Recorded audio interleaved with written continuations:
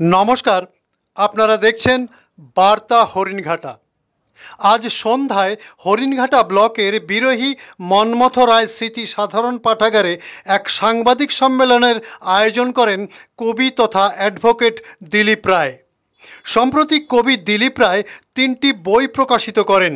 আজ সন্ধ্যায় সাংবাদিক সম্মেলন করে ওই 3টি বই আনুষ্ঠানিকভাবে উন্মোচন করেন, সাংবাদিকদের হাতে তুলে দেন। 3টি বইয়ের মধ্যে ছিল ছোট গল্প সমৃদ্ধ এক মুঠো আবেগ, দ্বিতীয়টি কবিতার বই এক তোড়া কবিতা ও তৃতীয় বই ইন্ডিয়া অ্যান্ড ওমেন। অনুষ্ঠানের শুরুতে বিরোহী লাইব্রেরির সদস্যবৃন্দদের পক্ষ থেকে কবি দিলীপ রায়কে উত্তরীয় ও মেমেন্টো দিয়ে সম্বর্ধনা জ্ঞাপন করা হয়।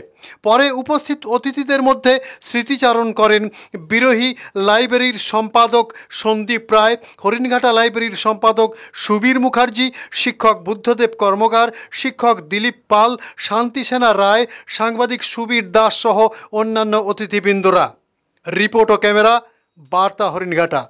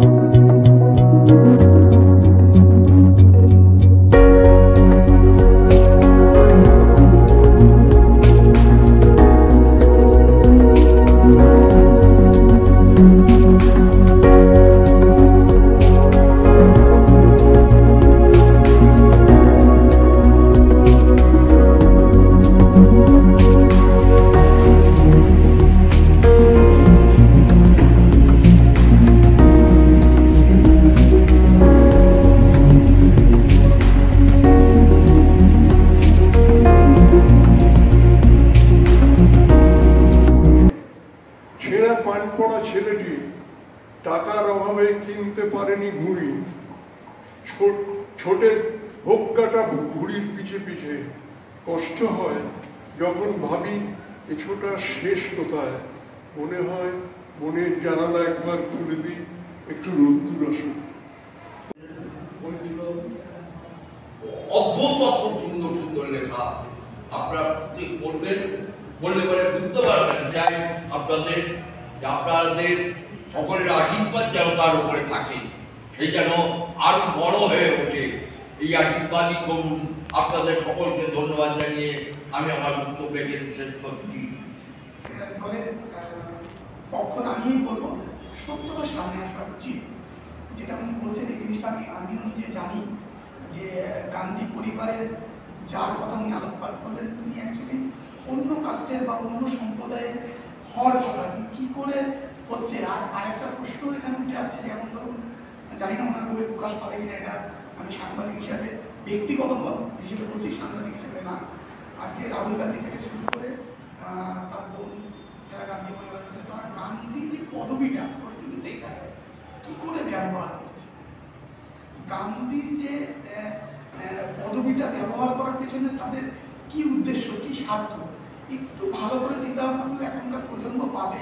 তার কারণ হচ্ছে এই যে এত ফেসিলিটিস, এত সিকিউরিটি, এত মানুষের একটা সাপোর্ট, এটা কি কারণ অন্য কোনো কারণে রয়েছে জানি না। তিনি বইয়ের কথাটা কি লিখেছেন আমি হয়তো পড়ার সুযোগ পেয়ে নিশ্চয়ই করবো।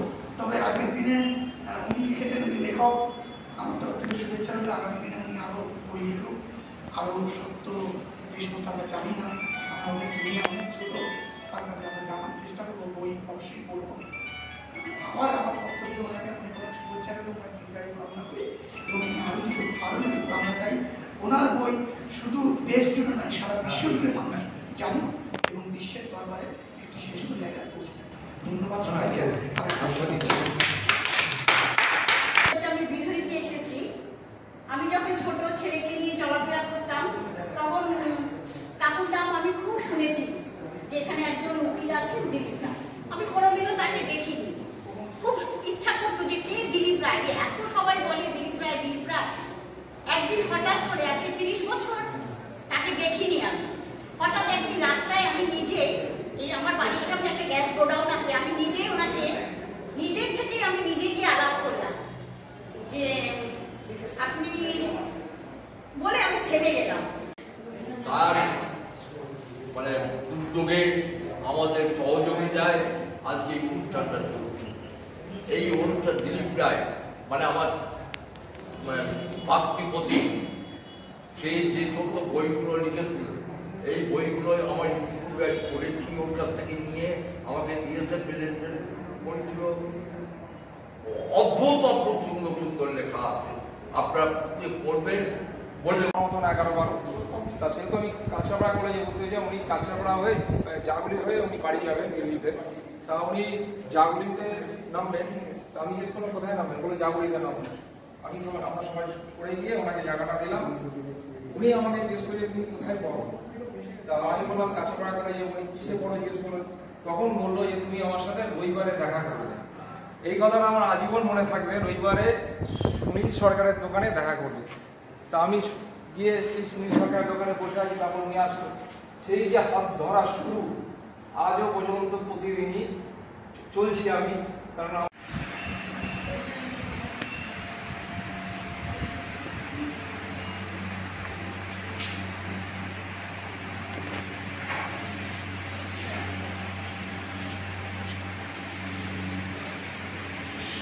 এখন মোবাইলে সব ভিডিও কলিং করে দেখে, বলে আমার নাতিটাকে একটু দেখা, আমার নাতিটাকে একটু দেখা।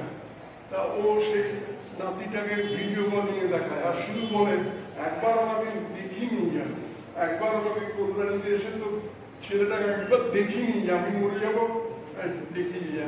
এইভাবেই যখন দিন কাটছে, একদিন একটা আত্মীয় ছিল, সে বলেছে উনি কাল রাত্রিবেলা মারা গেছেন। তখন ওর উপলব্ধি হলো যে আমি ডিসপ্লে করবো বই মেলাতে। আর যদি কেউ চায়, যেমন আমার বাড়ি থেকে সেই ওই ইংরেজি বইটা সেদিন একটা ভদ্রলোক নিয়ে গেল, কোথা থেকে শুনেছি জানিবেন, সে এসে বললো ওই বইটা আমাকে দিতেই হবে। তারপর আমি আমার নিজের কালেকশন থেকে ওকে দিয়ে দিয়েছি। এইভাবেই আমি নিজেকে তো ব্যাপারে জানি না, তবে ওই বই মেলাতে আমি ইনসিস্ট করি আমার বইগুলো বিক্রি করা। তিনটি বইয়ের নামটা আবার বলুন। তিনটে বই হচ্ছে এক ব্যাগ আলু, এক তোড়া কবিতা, ইন্ডিয়া অ্যান্ড ওম্যান। এক তোরা কবিতা যদি দু এক কবিতা বলা যায়, আমাদের বইটা যদি পড়ে শোনা যাবে।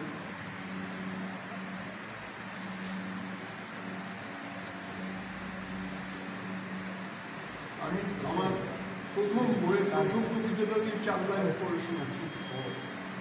আমার কবিতাটার নাম আমার দুর্গা। আমার দুর্গার পূজা হয় না, পূজার ফুল দেয় সে সকলকে। আমার দুর্গা আসে না বাপের বাড়ি, বাহনে চড়ে দেবী পক্ষে। আমার দুর্গার নাহাজ বাহিনী, সে বড় একা। আমার দুর্গা লুকিয়ে ফেলে চোখের জল, যায় না তারে দেখা। আমার দুর্গা লড়াই করে শত অসুরের সাথে। আমার দুর্গার না আছে অস্ত্র, নীলাভরণ হাতে। আমার দুর্গা রূপে যেন সরস্বতী, নেই তার লক্ষ্মীর ভাণ্ডার। আমার দুর্গার প্রিয়জন আছে, নেই তার সূর্যের বাহার। আমার দুর্গার সেনাপতি নেই কার্তিকের মতো তেজস্বী। আমার দুর্গার নেই পাশে কোনো গণেশের মতো সাহসী। আমার দুর্গার বাহন নেই সিংহের মতো বলবান। আমার দুর্গা একাই লড়ে, বজায় রাখে নিজের মান। আমার দুর্গা পথ চলে মাথা নিচু তার। আমার দুর্গা ঘরে ফেরে শিব দ্বারা খাড়া যায়। আমার দুর্গা ভেঙে পড়ে মানুষ হারালে মনুষ্যত্ব। আমার দুর্গার বিসর্জন হয় যখন মাথা উঁচু করে পশুত্ব। আমার দুর্গা মিলেমিশে আছে এই বাংলার ঘরে ঘরে, গর্জে উঠুক সিংহের মতো সকলের মঙ্গলের করে। আপনার থেকে প্রত্যেকের সুস্বাস্থ্য মঙ্গল কামনা করি, সকলে ভালো থাকুন, ভগবানের আশীর্বাদে আপনারা আরো বড় হন। আর আমাদের মঙ্গলচূড়া স্মৃতি সাধন পতাকা যাতে একটু দাঁড়াতে পারে তার জন্য চেষ্টা করুন। এইটুকু করে সকলকে আবার ধন্যবাদ জানিয়ে